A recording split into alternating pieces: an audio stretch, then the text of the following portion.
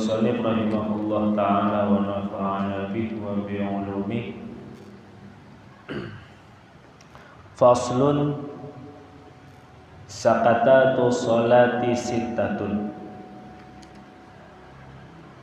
baina takbiratil ihrami wa du'ail iftitahi wa baina du'ail iftitahi wa ta'awudhi wa bainal fatihati wa ta'awudhi wa baina akhiril fatihati wa amin wa baina amin wa surati wa baina surati wa ruku'i.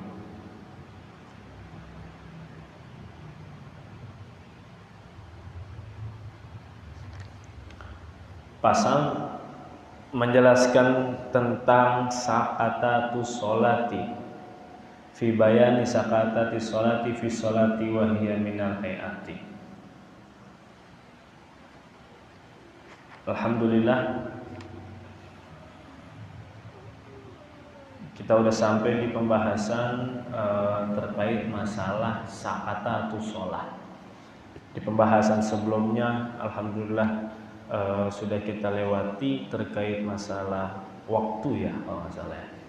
Masalah waktu-waktu, kapan aja waktu diperbolehkan untuk melaksanakan sholat, bukan sholat wajib, bukan sholat qadha, bukan sholat nadar, bukan sholat i'adah, tapi sholat-sholat sunnah yang tidak ada sebabnya. Ada 5 waktu di pembahasan sebelumnya, alhamdulillah kita udah bahas. Supaya apa? Supaya kita terhindar dan supaya kita tidak mengerjakan di waktu tersebut, karena di dalam Al-Quran disebutkan sholat itu kitabang mawquta. Di dalam Al-Quran disebutin sholat itu sudah ditentukan waktu-waktunya. Kalau belum masuk waktu jangan sholat. Kalau udah masuk waktu jangan sampai ketinggalan. Kaidahnya gitu jadinya. Sebelum azan saking rajinnya dia kumpulin sholat. Bukannya malah sah sholatnya, tapi sholatnya kagak sah. Kecuali nanti di pembahasan masalah sholatnya musafir di dalam masalah jama' takdim dan jama' takhir, pengecualian. Jadi kapan waktunya? Waktunya kalau udah masuk waktu. Jadi kalau belum masuk waktu jangan ngerjain. Kalau udah masuk waktu jangan sampai ketinggalan. Karena kalau ketinggalan, nanti konsekuensinya dalam mazhab kita disuruhnya harus mengqadha sholat. Pada dasarnya waktu-waktunya udah disesuaikan, waktu-waktunya udah ditentuin. Kalau di luar waktu pada dasarnya nggak harus ngerjain. Tapi karena dulu Nabi Muhammad SAW pernah beliau tertinggal melaksanakan sholat, akhirnya beliau qadha sholat tersebut. Karena apa? Karena lupanya atau tertinggalnya sholat bagi Nabi bukan karena teledoh. Lupa dan tertinggalnya sholat bagi Nabi Muhammad SAW itu syariat buat kita. Kalau kita lupanya, ketinggalannya, emang kita teledoh. Antara kita lupa, kalau nggak ketiduran, kalau nggak males, kalau nggak apa lagi, kasihkan main HP, kasihkan ngobrol, kasihkan ngopi. Macam-macam lah pokoknya kalau kita mah. Cuma kalau Nabi Muhammad SAW ketinggalannya itu menjadi syariat, ketinggalannya menjadi tuntunan buat kita. Berarti kapan-kapan kalau ketinggalan sholat maka wajib diqadha. Jangan mentang-mentang ada istilah sholat qadha kita seenaknya ninggalin sholat. Jangan juga. Tenang aja, nanti bisa diqadha. Tenang aja, nanti bisa ngerjain sholat lagi. Iya kalau masih ada umur. Aduh, kalau kagak ada, nah itu yang bahaya. Makanya Nabi Muhammad SAW sebutin ketika melaksanakan sholat, laksanakanlah sholat laksanakan sholat muwaddi'. Laksanakanlah sholat yang seolah-olah ini tips biar kita sholatnya khusyuk. Meskipun anak muda, jadi kita jangan ngebayangin umur kita masih panjang. Kita jangan ngebayangin umur kita baru umur 17 tahun. Masih ada limit waktu ya paling puluhan tahun. Paling ntar bakal umur 20-an, umur 30-an, pokoknya waktu masih panjang, tulul amal. Jadi banyak angan-angan, banyak kita punya pikiran, nanti juga bisa ngerjain. Mungkin biasanya kita gitu. Ntar aja. Besok juga masih bisa.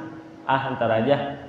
Besok minggu depan juga masih bisa. Kalau ada tugas, ntar aja ngumpulinya kalau udah disuruh. Ntar aja ngerjainnya kalau udah disuruh. Emang apa? Karena pada dasarnya iya kalau kita tetap di waktu itu. Kalau kagak, makanya Nabi Muhammad SAW ngasih tips ke kita gimana cara sholat yang khusyuk. Diantaranya melaksanakan sholat tamuwaddi', melaksanakan sholat seolah-olah seperti sholat yang dia kerjain itu sholat terakhir bagi dia. Kita kalau mikirnya semenit 2 menit lagi kita meninggal, ya ada lagi sholat nih. Jadi biar pikiran kita kagak melayang kemana-mana. Biasanya lagi sholat begitu. Kunci lupa baru keingetan pas lagi sholat. Pakai baju baru keingetan, ntar pakai baju ini itu pas lagi sholat. Janji sama temen keingetan pas lagi sholat. Apa yang kita lupa rata-rata pas lagi sholat itu keingetan. Itu masuknya setan di situ. Buat ganggu pikiran kita biar kita dalam sholat gak keingetan.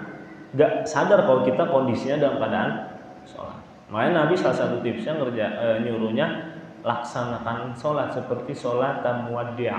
Muwaddi' itu sholat perpisahan. Arti sholat perpisahan berarti sholatnya itu seolah-olah sholat terakhir bagi dia. Kita kalau udah ngerasa begitu kan biasanya umur udah dikit lagi biasanya, meskipun masih muda. Tapi kalau kita ingetnya kayak gitu tuh, masya Allah kalau kita ingetnya kayak gitu rada-rada susah emang. Tadi emang udah dilatih. Kalau kita udah ngerjain sholat kayak gitu tuh biasanya ketika melaksanakan sholat ya udah pikiran-pikiran yang rata-rata kemana-mana bisa jadi khusyuk. Itu salah satu tipsnya. Nah pembahasan kita kali ini sakatatus sholah, berdiam diri ketika melaksanakan sholat, artinya ada jeda waktu. Kan biasanya kita kalau ngerjain sholat, apalagi sholat dalam keadaan buru-buru, apalagi beberapa waktu lagi nih mau sholat taraweh, sholat taraweh.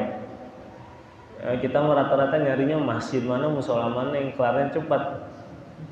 Rata-rata kan begitu. Ya itu masih mending juga dia mau ngerjain taraweh. Malah ada, berangkatnya ke masjid, cuma debahnya di mana tahu. Nggak di sini kagak, di tempat lain biasanya ada aja yang kayak gitu. Di sini ada adanya yang kayak gitu. Masih mending dia masih mengerti sholat. Nah ini masalahnya sakatatu sholat, berdiam menahan diri yang disunahkan ketika melaksanakan sholat ada di dalam 6 tempat. Berdiam diri di sini nanti kita bahas. Sholat itu ada rukun, ada sunnah. Sunnah terbagi 2, ada sunnah hayat, ada sunnah abad namanya. Kalau rukun kita ketinggalan berarti harus ngerjain. Kalau sunnah apa ketinggalan berarti harus ditambah dengan sujud sahwi. Kalau sunnah hayat ketinggalan nggak ada urusan, nggak ada masalah. Udah lanjutin aja sholatnya. Ini masalahnya ketika kita saktah ini berdiam diri ketika melaksanakan sholat itu termasuk sunnah hayat. Bisa dipakai, bisa enggak. Tapi sunnahnya kita kerjain. Di mana? Di 6 tempat. Pertama, baina takbiratil ihrami wa du'ail iftitahi. Pertama, kita kudu diem dulu sebentar ketika habis takbiratul ihram dan membaca doa iftitah. Allahu Akbar. Kan takbiratul ihram tuh. Jedah dulu sebentar. Minimal berapa detik kek? Jangan sampai semenit, kelamaan. Minimal berapa detik kek? Allahu Akbar, diem. Habis itu baru membaca doa iftitah. Allahu Akbar kabiro walhamdulillahi katsiro wa subhanallahi bukratan wa asilah. Inni wajjahtu sampai seterusnya. Jadi antara takbiratul ihram sama baca doa iftitah kita diam dulu. Jangan langsung membaca doa iftitah. Sebentar, beberapa detik aja kita diam dulu. Supaya apa? Supaya ada pemisah. Jangan Allahu Akbar kabiro langsung kayak gitu. Sunnahnya diam sebentar. Diam sebentar, Allahu Akbar. Kan diam tuh. Habis itu baru Allahu Akbar kabiro walhamdulillahi katsiro. Kita yang sholatnya dalam keadaan sendiri ketika membaca doa yang kita disunahkannya sir. Jadi jangan dikencengin. Meskipun di tempat jahar, Meskipun kita ngerjainnya sholat maghrib, sholat isya, atau sholat subuh pun disunahin bacanya kenceng. Cuma lempangan doa iftitah jangan kenceng bacanya. Apalagi sholat dalam keadaan berjamaah. Mau dia makmum kek, mau dia imam kek, doa iftitah sir aja. Bacanya pelan aja. Jangan dikencengin. Dan membaca doa iftitah itu disunahkan hanya pada rakaat pertama di semua sholat, kecuali satu sholat yang nggak disunahin baca doa iftitah, sholat jenazah. Jangan saking rajinnya pakai baca doa iftitah, itu baca Fatihah ya kelamaan. Kalau sholat jenazah langsung baca surah Al-Fatihah di takbir pertama. Jadi nggak usah pakai baca doa iftitah. Gimana kalau kita udah baca, terlanjur baca a'udzubillahi minasyaitonirrajim, baca terus habis itu baca Al-Fatihah, kalau kita udah masuk ke dalam ta'awuz atau kita udah masuk di dalam surah Al-Fatihah, kita baru ingat belum baca doa iftitah, kagak usah dibaca. Karena kesunahannya hilang sebab dia udah mulai baca ta'awuz atau udah mulai baca surah Al-Fatihah. Jadi jadi iftitah disunahkan kalau kita belum baca apa-apa habis takbiratul ihram. Takbiratul ihram langsung baca doa iftitah. Kapan-kapan doa iftitah lupa ya udah nggak usah dilaksanain, nggak usah dibaca lagi. Jadi nggak disunahin, sunahnya hilang kalau kita udah mulai baca surah Al-Fatihah. Yang kedua, tempat kita disuruh diam sebentar baina du'ail iftitahi wa ta'awudhi. Di antara doa iftitah dan membaca ta'awuz, membaca a'udzubillahi minasyaitonirrajim. Selesai baca doa iftitah, jangan langsung disamber dengan membaca a'udzubillahi minasyaitonirrajim. Diam sebentar. Jadi urutan pertama habis takbir mau ke iftitah, diam sebentar, nggak usah lama-lama, beberapa detik aja. Yang penting ketahuan ada jedahnya jadinya. Habis baca doa iftitah terus baca a'udzubillahi minasyaitonirrajim, jangan langsung baca, diam sebentar.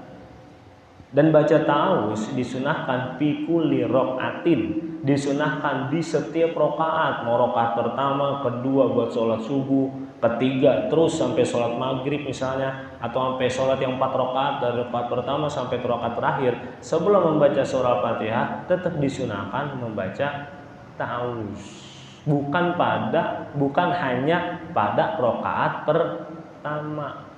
Baca a'udzubillahi minasyaitonirrajim. Setiap rakaat jadi bacanya. Ta'awuz. Karena fungsinya ta'awuz itu kan kita menjaga diri, membentengi diri supaya terhindar dari godaan setan.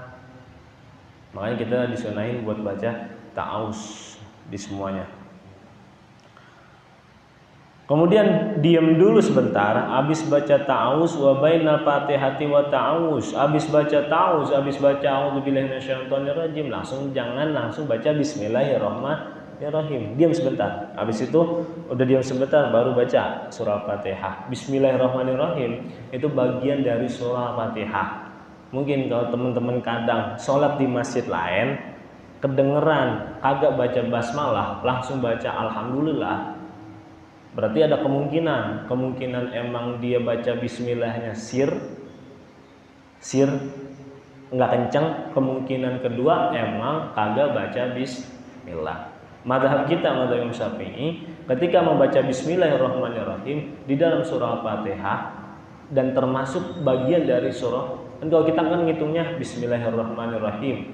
Ayat pertama, alhamdulillahirabbil alamin, arrahmanirrahim, maliki yaumiddin, iyyaka na'budu wa iyyaka nasta'in, ihdinas siratal mustaqim. Ayat ke-6, siratal ladzina an'amta 'alaihim, itu dianggap ayat ke-7 ketika basmalah itu enggak dianggap sebagai surah Al-Fatihah. Jadi tetap ayatnya ada 7. Tapi bukan mazhab Imam Syafi'i. Kita mazhab Imam Syafi'i menjadikan basmalah termasuk ayat daripada surah Al-Fatihah. Artinya Al-Fatihah wajib dibaca karena dianggap sebagai rukun sholat. Berarti dia nggak baca bismillah di dalam surah Al-Fatihah, sama aja rukunnya nggak sempurna. Kalau rukunnya nggak sempurna berarti pengaruhnya sama sholatnya. berarti sholatnya nggak sah karena nggak baca basmalah di dalam surah Al-Fatihah. Emang apa? Karena basmalah dalam surah Al-Fatihah itu termasuk ayat. Nah, balik ke pembahasan, habis baca auzubillahi minasyaitonirrajim terus baca Al-Fatihah. Jangan langsung, ada jeda sebentar. Kemudian tempat selanjutnya, habis baca wa baina akhir Al-Fatihah wa amin. Habis baca di akhir surah Al-Fatihah dan amin. Walau dhalin. Diam sebentar. Habis itu baru baca amin. Supaya apa? Supaya dia tidak mengira amin sebagai ayat dari Al-Fatihah. Karena amin bukan ayat dari Al-Fatihah. Amin itu apa? Amin itu istajib doana, ya Allah, ijabah doa kami, itu arti amin.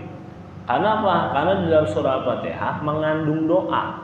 Apa doanya? Ya Allah, ihdinas siratal mustaqim. Berilah kami jalan yang mustaqim, jalan lurus, jalan yang benar. Doa, minta sama Allah supaya kita dikasih jalan yang lurus. Bukan jalan yang lurus, bukan. Supaya kita kagak ada gangguan-gangguan. Supaya tetap kita ke dalam agama Islam, itu kan doa. Makanya di ujung dibacanya amin supaya doa kita terkabul. Wa baina amin wa surah. Habis baca amin, mau baca bismillah buat surah, jangan langsung amin. Diam sebentar. Habis itu baru baca bismillahirrahmanirrahim, dilanjutkan surah. Andaikan ada imam ketika kita melaksanakan sholat jamaah, imam habis baca amin diam sebentar, habis itu baru baca surah, berarti imam tersebut menunggu andaikan ada makmum yang sedang membaca surah Al-Fatihah. Karena kan makmum macam-macam. Ada yang datang berjamaah ketika posisi imam baca surah Al-Fatihah. Ada yang datang sholat berjamaah pas posisi imam lagi baca surah, macam-macam. Ketika ada imam yang habis amin terus diem, habis itu baca surah Fatihah, berarti imam itu nungguin makmum, masih kesempatan buat makmum membaca surah Al-Fatihah. Bener juga berarti, bagus ngasih kesempatan buat makmum. Karena kadang ketika kita melaksanakan sholat berjamaah, imamnya lagi baca Al-Fatihah, andaikan kemungkinan baca surahnya panjang, kita jangan baca surah Al-Fatihah dulu, dengerin imam baca surah Al-Fatihah. Pas amin baru kita baca surah Al-Fatihah. Terkecuali andaikan kita tahu ketika sholat berjamaah tersebut imam kemungkinan baca surahnya pendek. Karena kalau imam baca surahnya surah Al-Kautsar 3 ayat, kita baca Al-Fatihah 7 ayat, kan nggak sebanding. Boleh buat kita nih yang kemungkinan imam baca surah pendek, pas imam baca Al-Fatihah kita bareng baca Al-Fatihah. Asalkan ketika imam baca Al-Fatihahnya jangan kita barengin ayatnya. Jadi jangan kita baca, imam baca Bismillahirrahmanirrahim bareng sama kita baca Bismillahirrahmanirrahim. Minimal ada jeda beberapa ayat. Ini andaikan imamnya baca, kemungkinan baca surahnya pendek, biasanya lagi tarawih nih biasanya. Emang apa? Supaya Al-Fatihah kita sempurna dari awal sampai akhir. Imam baca surah Al-Fatihah, kita juga nggak apa-apa, asalkan jangan sampai barengin. Bagaimana kalau andai kata imam udah amin, kita baru baca iya kana budu wa iya kanas tain. Bayang ya? Imam udah selesai baca Al-Fatihah, amin. Otomatis kita sebagai makmum, meskipun kita posisinya dalam keadaan membaca surah Al-Fatihah, kita tetap disunahin baca amin. Contoh, pas selesai imam baca surah Al-Fatihah, kita lagi baca iyyaka na'budu wa iyyaka nasta'in. Imam baca amin, kita disunahin baca amin. Habis kita disunahin baca amin, kita lanjutin ayat selanjutnya. Lanjutin ihdinas siratal mustaqim, gak usah pakai baca bismillah lagi. Emang apa? Karena ada jeda pemisahnya membaca amin tapi tidak merusak rangkaian surah Al-Fatihah. Karena kita ngikutin imam.